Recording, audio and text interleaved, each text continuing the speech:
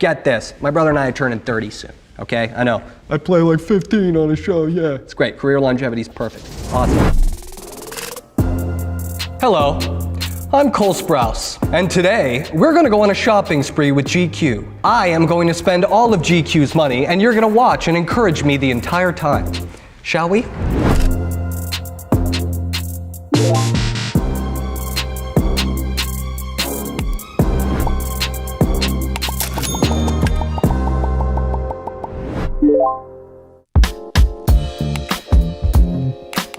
This category is comic books. Now, clearly GQ did their research. I used to be, and I still am, a massive comic fan. My brother and I used to work at a comic book shop. The first things I really took to reading were young romance mangas that were mainly for young girls.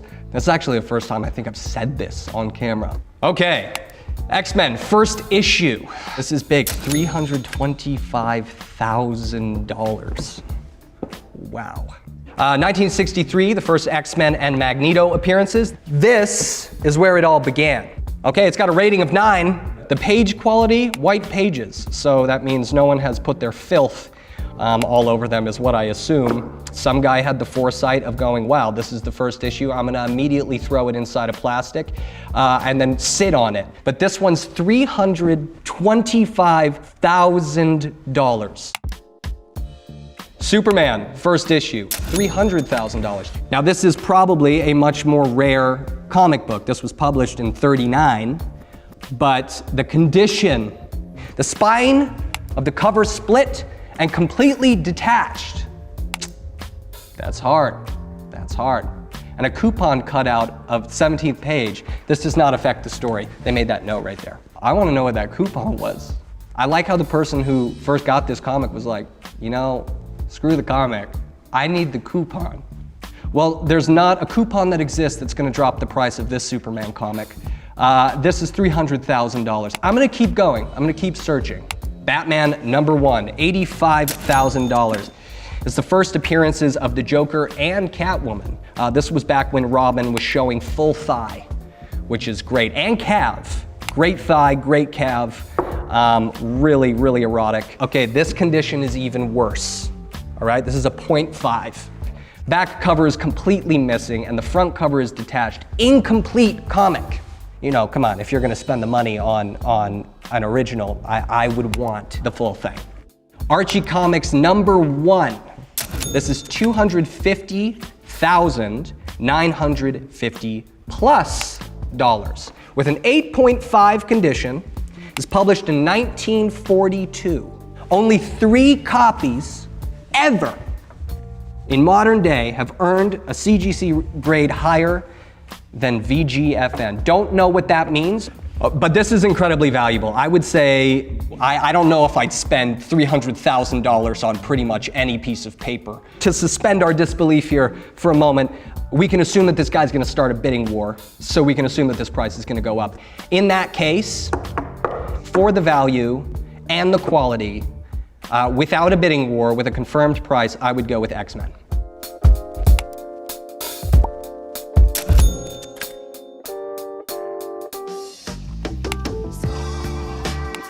Collectibles.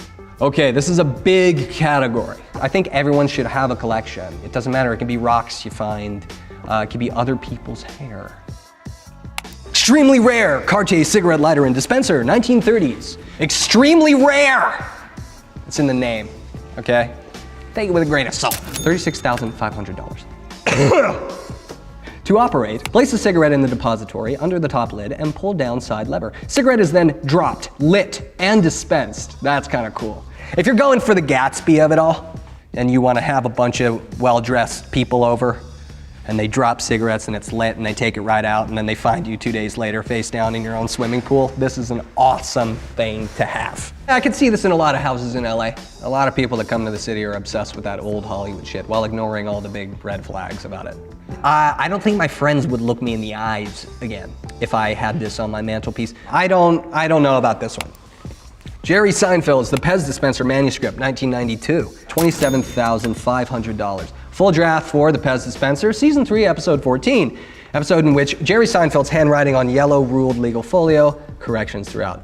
That's really cool. I know some of my friends are die-hard Seinfeld fans. I was a Cheers guy. It's quite rare that you get the opportunity to see into the mind of someone editing. They're saying there are corrections throughout. I think that's gold. If you're able to get your hands on this and try and get into Jerry's head, it's like having Da Vinci's notebook, you know what I mean? That's artistic gold right there. Okay, Christine Wang, Woman Yacht, 2019. That's $22,500.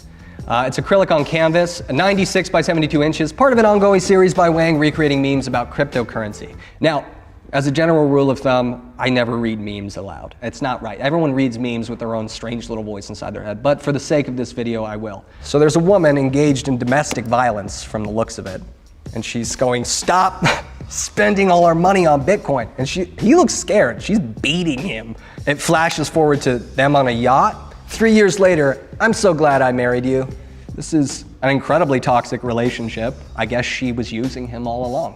And maybe she should have just trusted that he was passionate about something ahead of the curve. I am the first to admit I don't know anything about this person's body of work. Okay, well, the Warhol Cabbage Patch dolls. $30,000 to $50,000. Cabbage Patch doll boy and Cabbage Patch doll girl. 2 works. Pencil on paper. Stamped with the estate of Andy Warhol stamps, plus the Andy Warhol Foundation for the Visual Arts. I mean, it's a Warhol. It's incredibly valuable. I did go to the Cabbage Patch Museum, my girlfriend and I. Just as frightening as one would imagine it is. Everyone that works there has to dress up like nurses that are delivering the babies out of cabbage.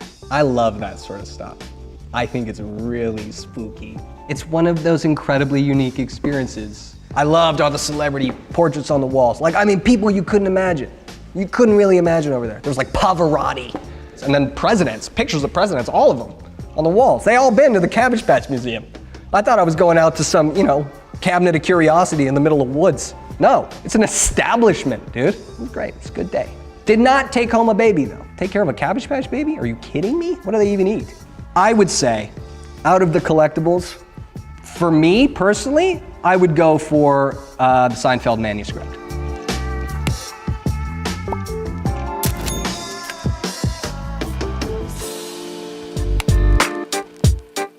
Trips.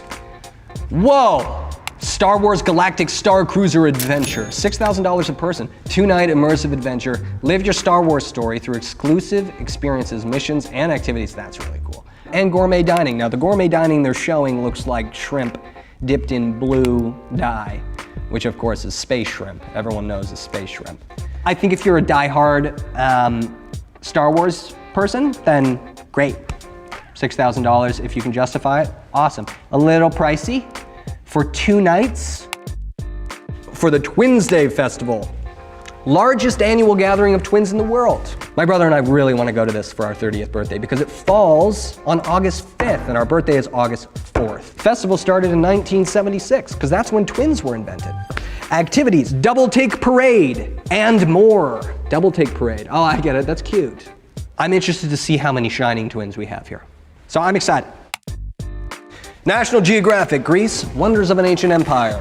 Around $7,000 a person. Trace 5,000 years of Greek history while exploring the country's incomparable archaeological treasures. Delve into the mythology and masterpieces of ancient Greece with local scholars and archaeologists. That's really cool. I'm always fascinated with this sort of stuff. I was an archaeological student in school, so I've done a lot of this stuff. Virgin Galactic trip to space, $450,000 a person. Spaceship and mothership climb together to just below 50,000 feet. Next, pilot releases spaceship from mothership. I love that they're using the mothership term. Colors outside the window change from blue to indigo to midnight black, nearly 300,000 feet above the Earth. The cabin becomes your playground and your tomb to unbuckle and experience weightlessness. Maybe this is just a capitalist thing. We grew up in the States, everyone's going, hey, what do you want to be when you grow up? I said astronaut, like many young children, because I always wanted to go to space. And as I've aged, nothing terrifies me more than going to space. I'm not a good flyer. Even the slightest turbulence sends me into almost full body panic. All of these trips are great. The one I'm already going to do is Twins Day Festival. So I'm not gonna choose that one. I'm gonna go with the Nat Geo Grease one.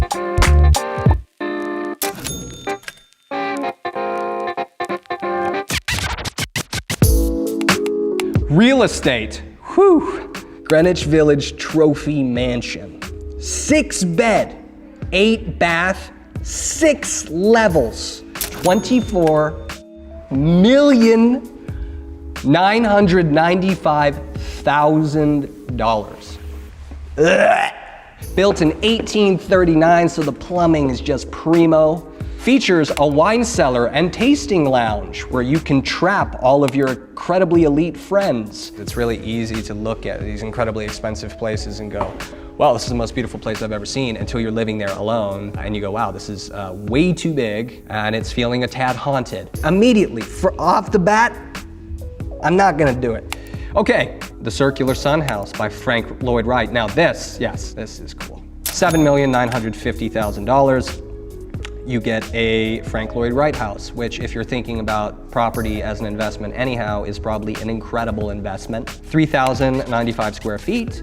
And the final design from Wright was built in 1967. 3 bed, 3 bath. I always prefer my kind of smaller, more intimate houses. Private contemporary sanctuary in Auckland, New Zealand. $8,697,558. 4 bed, 6 bath, 3 levels, 4,520 square feet, curved floor to ceiling glass, tinted for privacy.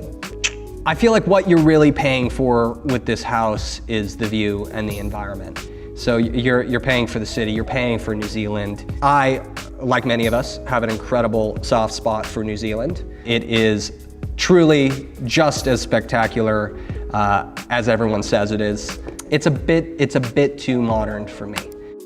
Palazzo Macaulay Martano in Italy. Oh, okay. This is incredible. For $766,000, you get an incredible place in Italy. 3 bed, 4 bath, perfect. 2 levels, perfect. 8,611 square feet, perfect. Stone workmanship, incredible. Balcony, incredible. Terrace, incredible. Fireplace, nuts. Ooh, very gaudy inside. Okay, I'm looking at this now, very gaudy inside. All right. This I could do for about a week, and then I might go insane. This is the kind of thing that, you know, you hear a news story about and some guy was just painting the walls with his own blood after like 2 months because he just went insane because the marble in the bathroom, he was taking a shit and just went crazy staring into whatever he was seeing in the marble. I'm on the edge already, you know?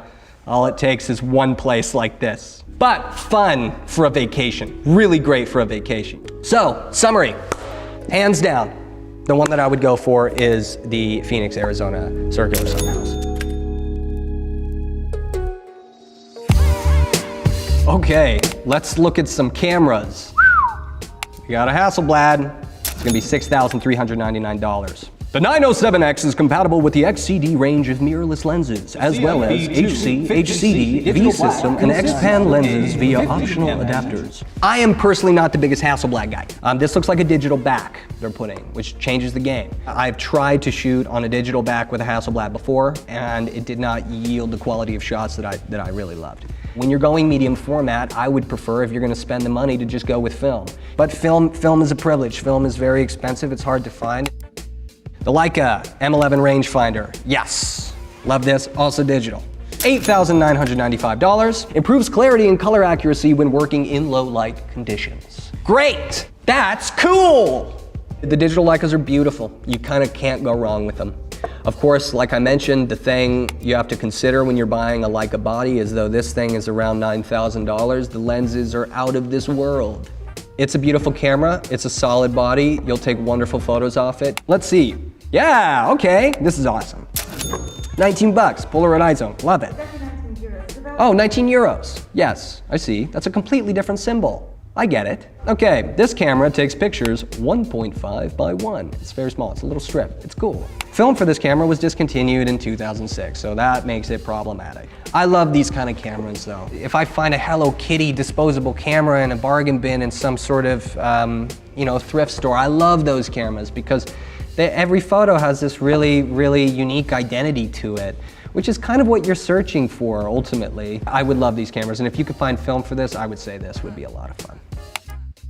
The Game Boy camera, yeah, okay, $475. I actually had a buddy that used to love taking photos from his Game Boy camera. It has a really unique fingerprint, which I love. I would be worried about how you get these images. I'm not familiar with how you pull them to your actual device, but I think this is really cool. Okay, if I were to go with anything in the camera category, I'd go with the Game Boy camera.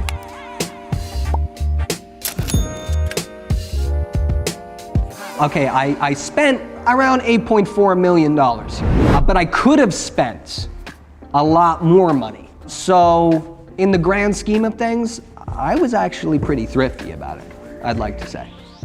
And I won't hear the alternative as an answer. Thank you for taking me on the shopping spree. Hope you guys had fun. And remember, if you find a really expensive piece online, you can probably find a cheaper alternative somewhere else online as well.